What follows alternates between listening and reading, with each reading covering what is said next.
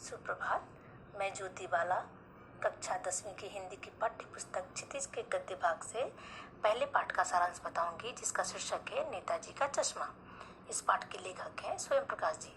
तो चलिए पाठ के लेखक के बारे में थोड़ी सी जानकारी प्राप्त कर लेते हैं। आधुनिक काल के विख्यात गद्यकार एवं उच्च कोटि के कहानीकार स्वयं प्रकाश का जन्म मध्य प्रदेश के इंदौर में हुआ था। उनका बाल्यकाल राजस्थान में बीता। उनकी प्रारंभिक तथा उच्च शिक्षा भी राजस्थान में ही हुई। 8वें दशक में उभरे स्वयं प्रकाश आज समकालीन कहानी के महत्वपूर्ण हस्ताक्षर हैं। मध्यम वर्गीय जीवन के कुशल चितेरे स्वयं प्रकाश की कहानियों में वर्ग शोषण के विरुद्ध चेतना है, तो हमारे सामाजिक जीवन में जाति संप्रदाय के आधार पर हो रहे भेदभाव के खिलाफ प्रतिकार का स्वर भी है।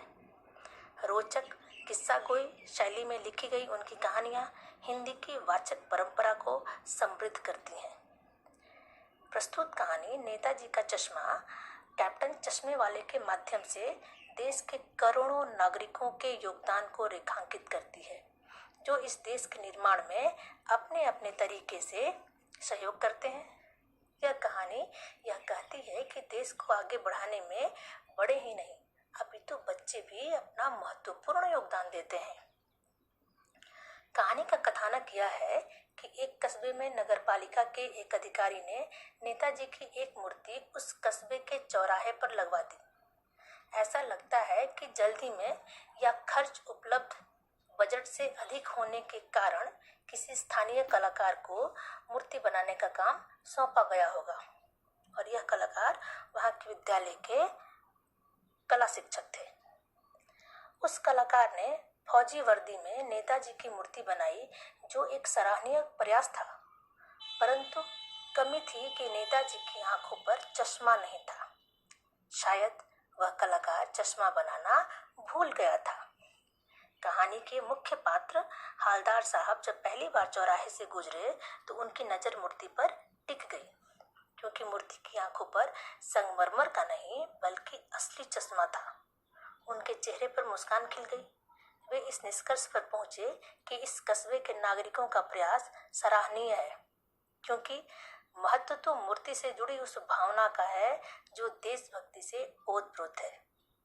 जब हालदार साहब दूसरी तीसरी बार उधर से गुजरे तो उन्होंने पाया कि मूर्ति का चश्मा हर बार बदल जाता है।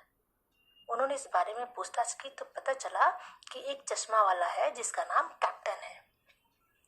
वह अपनी छोटी सी दुकान से अलग अलग प्रकार के चश्मे नेताजी की मूर्ति को पहना देता है।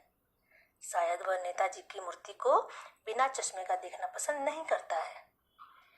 एक बार ऐसा हुआ कि हालदार साहब जब उस चौराहे से गुजरे तो उन्होंने देखा कि मूर्ति की आंखों पर चश्मा नहीं था। पता चला कि चश्मे वाले कैप्टन की मृत्यु हो गई है और नेताजी की मूर्ति को चश्मा पहनाने वाला अब कोई नहीं रहा। हालदार साहब को बहुत दुख हुआ। उनके मन में अनेक विचार कौंधने लगे कि क्या कैप्टन को छोड़कर किसी के मन में देशभक्ति नहीं है। फिर 15 दिन बाद हालदार साहब को उधर से आना हुआ तो वे बिना चश्मे की मूर्ति की कल्पना से दुखी हो गए। उन्होंने सोचा था कि चौराहे पर नहीं रुकेंगे, परंतु जैसे ही मूर्ति पर नजर पड़ी जोर से चीख पड़े, रुको! और जीप से उतरे। क्या देखते हैं कि मूर्ति की आंखों पर सरकंडे का चश्मा था। वे भावुक हो गए। मारे प्रसन्नता के उनकी आंखें भर आई।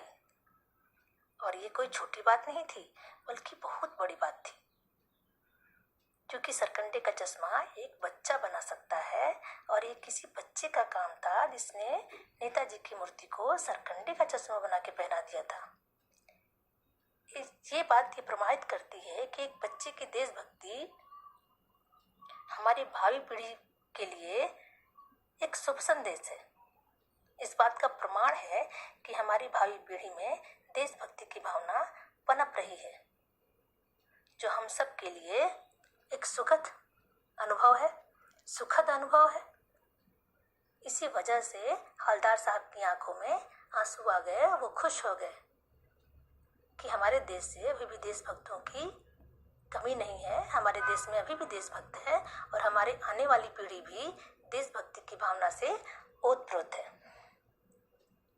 बच्चों, नेताजी का चश्मा पाठ का ये सारांश है। आशा करूंगी कि आप पाठ को स्वयं पढ़ेंगे और इस सारांश को सुनकर पाठ को समझने का प्रयास करेंगे। धन्यवाद।